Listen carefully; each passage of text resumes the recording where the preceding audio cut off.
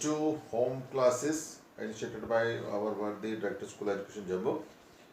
तो बेटा हम चैप्टर कर रहे हैं आपका क्वाड्रेटिक इक्वेशन, और मैंने लास्ट लेक्चर में आपको समझाया था एक मेथड जिसका नाम क्या था, कंप्लीटिंग द स्क्वायर मेथड। उसकी मदद से हम कैसे किसी क्वाड्रेटिक इक्वेशन के रूट्स या उसके जीरोस जो है वो निकाल सकते हैं।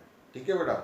सो आज हम एक बहुत ही इंपॉर्टेंट फार्मूला ड्राइव करेंगे, that is the quadratic formula. ठीक है, और फिर हम देखेंगे कि उसको हम कैसे काम में लाएंगे with the help of that formula, how we can find the zeros of a particular quadratic equation. ठीक है, तो पहले देखते हैं हम कि उसकी डेरिवेशन क्या है। इज़ वेरी इंपॉर्टेंट, समटाइम्स वो एग्ज़ाम में भी आती है, लेकिन ज़रूरी नहीं कि वो एग्ज़ाम में आएगी या नहीं आएगी, लेकिन हमें अपनी नॉलेज के लिए उसको ज़रूर तैयार करना है। ठीक है बेटा। So let's see derivation of this is derivation of quadratic formula. अब हम देखेंगे कि वो क्वाड्रेटिक फार्मूला है क्या, कैसी उसकी शक्ल है, कौन कौन है उसमें। सो इसको डिराइव करने के लिए बेटा एक तो जो हमने कंप्लीटिंग द स्क्वायर मेथड हमने अभी सीखा है उसका भी हम इस्तेमाल करेंगे यहाँ पे। उसकी मदद से हम पूरे का पूरा फार्मूला जो है वो डिराइव करेंगे। तो हमारे पास जो जनरल क्वाड्रेटिक इक्वेशन है वो तो आपको पता ही है क्या है, वो a x square plus b x plus c is equal to 0। ठीक है, तो लेट कर लेते हैं a x square plus b x plus c is equal to 0 be a quadratic equation. ये हमारे पास क्या है, एक क्वाड्रेटिक इक्वेशन है। ठीक है, अब देखो कि कंप्लीटिंग द स्क्वायर मेथड, उसमें जो पहला स्टेप था वो क्या था कि जो भी इसका कोफिशिएंट है, ठीक है, उससे हम पूरी इक्वेशन को डिवाइड करेंगे। इसका हम नाम रख लेते हैं, let it be this is first. ठीक है, तो अब हम क्या करेंगे, डिवाइड करेंगे, डिवाइड फर्स्ट बाई किससे करेंगे हम, ए के साथ। क्यों, क्योंकि एक्स स्क्वायर का कोफिशिएंट क्या है, ए है यहाँ पे। ठीक है जी, चलिए हर एक टर्म को आप ए से डिवाइड कीजिए, देखिए क्या आता है, plus b x upon a plus c by a is equal to 0 upon a. तो चलिए देखिए ए और ए तो कट जाएगा यहाँ पे, तो क्या बचेगा यहाँ पे, x square plus so b x upon a बच गया और सी बाई ए बच गया विच इज इक्वल टू 0। ठीक है, तो चलिए थोड़ा आपको रिमाइंडर दे देते हैं क्या हम करते थे। उसमें क्या था, a square plus 2ab plus b square is equal to a plus b का होल स्क्वायर। ठीक है बेटा। तो अब देखिए ए तो है, ए की तो कोई दिक्कत नहीं, ए तो हमारे पास बन गया हुआ है। ठीक है, लेकिन अब पहला हमारा टारगेट है 2ab। सो 2ab बनाने के लिए वही 2 हमें चाहिए, तो 2 अगर हमें चाहिए तो हम क्या करेंगे, अगर मल्टीप्लाई करेंगे तो हमें डिवाइड भी करना पड़ेगा। So b x upon a plus c by a is equal to 0। चलिए दिस इज ए का स्क्वायर प्लस, अब बना लीजिए आप 2, ए आपके ये आ गया 2 आपका, ए आपके पास क्या है, x। अब जो बाकी बच गया है दैट इज योर b, पूरे का पूरा b। तो यहाँ पे क्या बचा आपके पास, b अपान 2a, b अपान 2a, ये आपका रहेगा एज पर this formula, this is your b plus c upon a। लेकिन अभी भी आपका ये वाला पूरा फॉर्मूला यहाँ पे कंप्लीट नहीं हुआ, b स्क्वायर की कमी है। तो अब हम क्या करेंगे, यहाँ पे ये रहा a का स्क्वायर प्लस 2 क्या करेंगे हम, एक बार बी स्क्वायर को ऐड करेंगे और एक बार बी स्क्वायर को सब्ट्रैक्ट भी करेंगे। ये मैंने पहले आपको पूरा समझा दिया हुआ है। अब बी क्या है यहाँ पे, दैट इज बी है हमारे पास बी अपान 2a। तो मैं क्या करूंगा, बी अपान 2a का सुख्य एक बार ऐड करूंगा और एक बार इसको क्या करेंगे हम सब्ट्रैक्ट भी करेंगे, और प्लस आपका आ गया c upon a is equal to 0। चलिए अब देखते हैं हमारे पास फॉर्मूला बना है या नहीं बना है। मुझे चाहिए था a square plus 2ab plus b square, तो a square plus 2ab plus b का स्क्वायर, मतलब कि यहाँ तक जो है वो मेरा पूरा फार्मूला तैयार हो गया है। तो इसका मतलब ये हुआ कि इस पूरे को मैं क्या लिख सकता हूँ, x plus b upon 2a का होल स्क्वायर। ठीक है बेटा। अब यहाँ पे मैंने आपको पहले ही समझाया था कि प्लस वाली को पहले रखो और माइनस वाली को बाद में रखो। सो माइनस वाली का क्या बनेगा, दिस इज b का स्क्वायर हो जाएगा। ठीक है, तो नीचे स्क्वायर करोगे तो कितना आएगा 4a square which is equal to 0।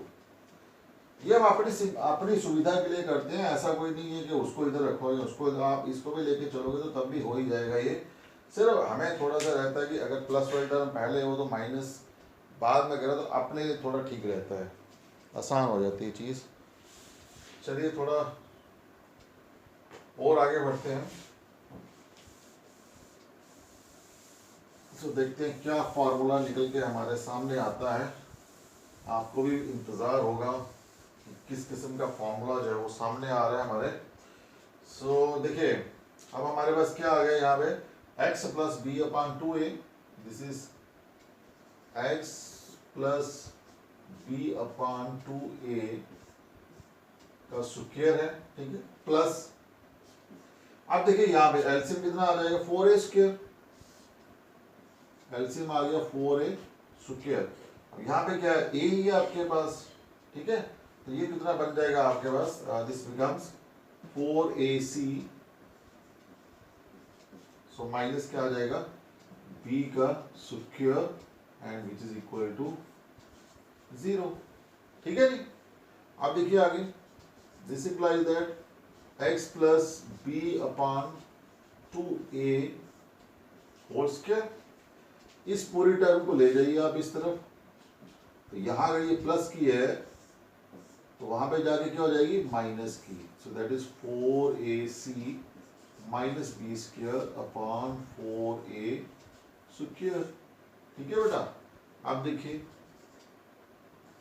x plus b upon 2a का स्क्वायर है, तो देखो इसको मैं ऐसे, अगर मैं माइनस से अंदर मल्टीप्लाई करूंगा तो ये माइनस का हो जाएगा और ये क्या हो जाएगा प्लस का हो जाएगा। ठीक है जी, तो क्या बनेगा, this is minus 4ac plus b square upon 4a square.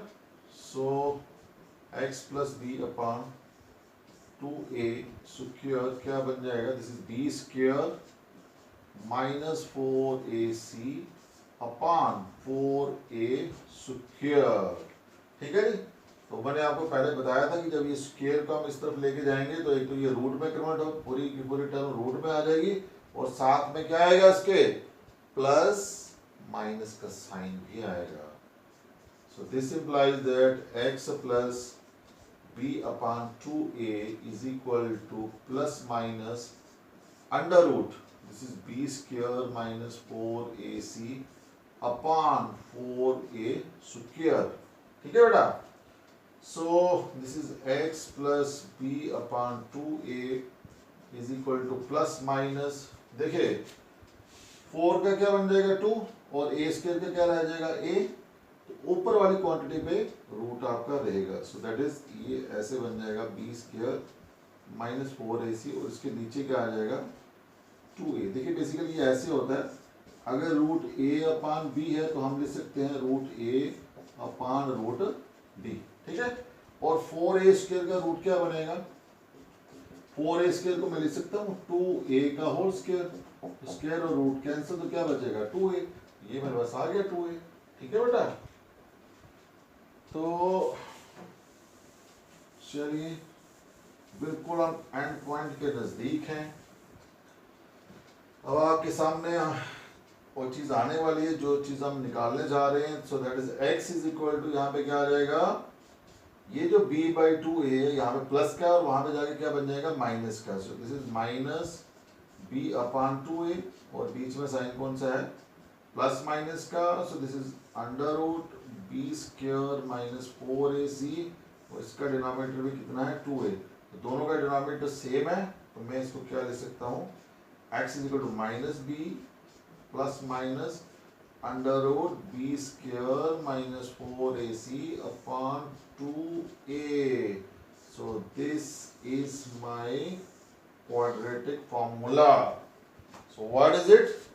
X is equal to minus b plus minus under root b² minus 4ac upon 2a. ठीक है जी।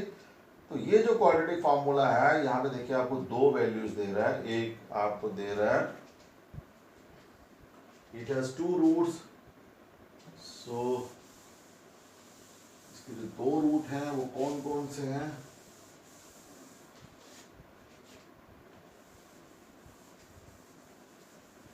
देखिए आप,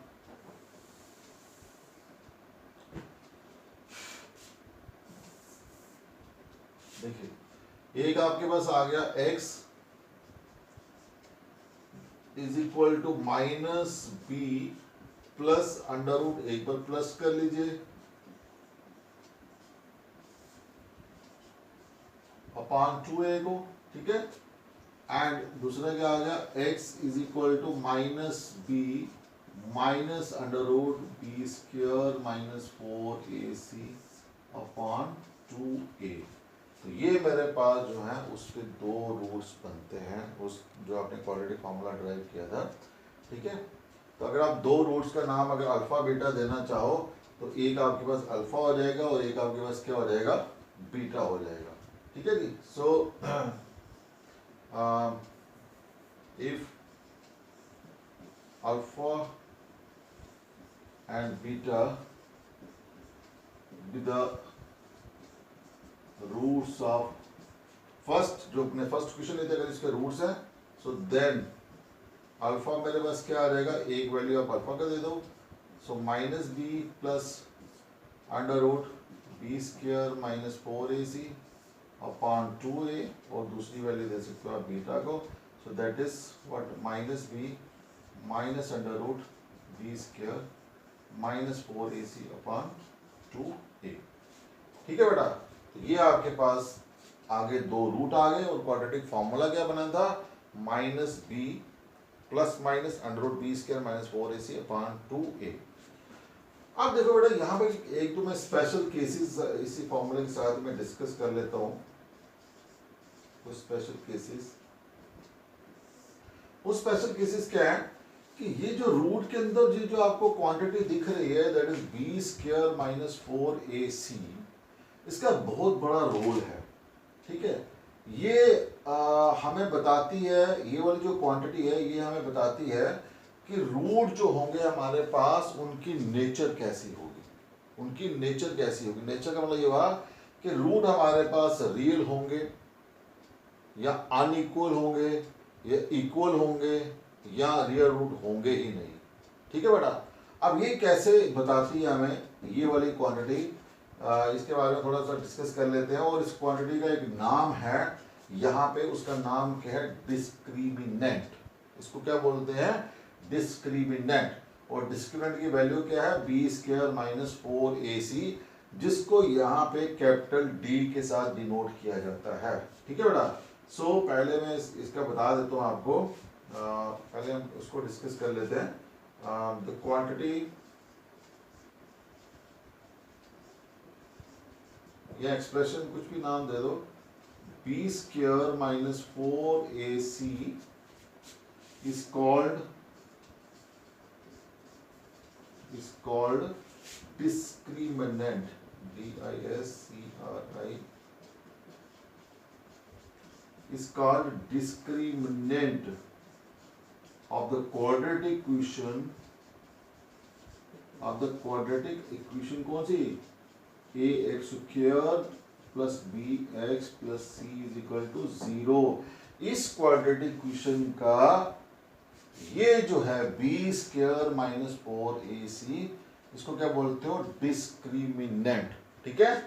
सो इसको आप डिनोट करते हो डी के साथ, it is denoted by capital D. So therefore मेरे पास डी क्या आ जाएगा, डी आ जाएगा बी स्क्वायर माइनस 4ac। तो बहुत दफा बेटा ये ऐसे एग्जाम में पूछ देते हैं कि कोई क्वाड्रेटिक इक्वेशन दे रखी होती है, उसका डिस्क्रिमिनेंट निकालो। पहला, जब आप डिस्क्रिमिनेंट निकाल लेते हो फिर वो आगे पूछते हैं कि बताओ कि रूट कैसे होंगे, रियल होंगे या रियल नहीं होंगे। अगर रियल है तो फिर निकालो आप रूट। तो थोड़ा सा इसके ऊपर डिस्कस कर लेते हैं, ठीक है। तो चलिए इसकी जो नेचर है वो मैं आपको बता देता हूँ। सो नेचर ऑफ रूट्स कैसे हम पता करते हैं।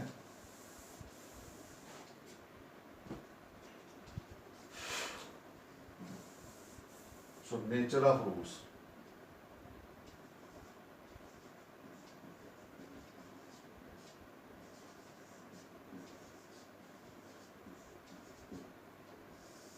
ठीक है बेटा। सो पहला केस इसमें क्या आ जाता है कि अगर आपका जो डी है, if D greater than zero, if D greater than zero, greater than zero का मतलब क्या आ गया कि डी की वैल्यू पॉजिटिव आनी चाहिए। डी की वैल्यू क्या आनी चाहिए, पॉजिटिव। देखो पॉजिटिव नंबर की डेफिनेशन ही यही है कि numbers which are greater than zero, वो नंबर जो जीरो से बड़े हैं उनको क्या बोलते हैं आप, पॉजिटिव नंबर्स। तो यहाँ मैंने डाल दिया डी जो होना चाहिए वो ग्रेटर देन जीरो होना चाहिए, इसका मतलब डी क्या होना चाहिए, यहाँ पे पॉजिटिव होना चाहिए। अगर डी पॉजिटिव होगा तब जो रूट्स होंगे, रूट्स आर रियल होंगे एंड अनइक्वल होंगे। रियल तो होंगे ही होंगे वो, लेकिन साथ में क्या होगा, वो इक्वल नहीं होंगे, ठीक है बेटा। नंबर 2, अगर आपका डी जो है वो जीरो के बराबर आ जाता है तब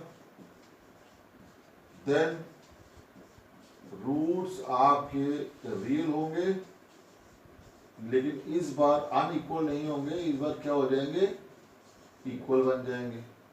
और इसका जो थर्ड केस है इज वेरी इंपॉर्टेंट, अगर डी जो है वो लेस देन जीरो आता है, डी लेस देन जीरो आने का मतलब क्या होता है, numbers which are less than zero और नेगेटिव नंबर्स, ठीक है।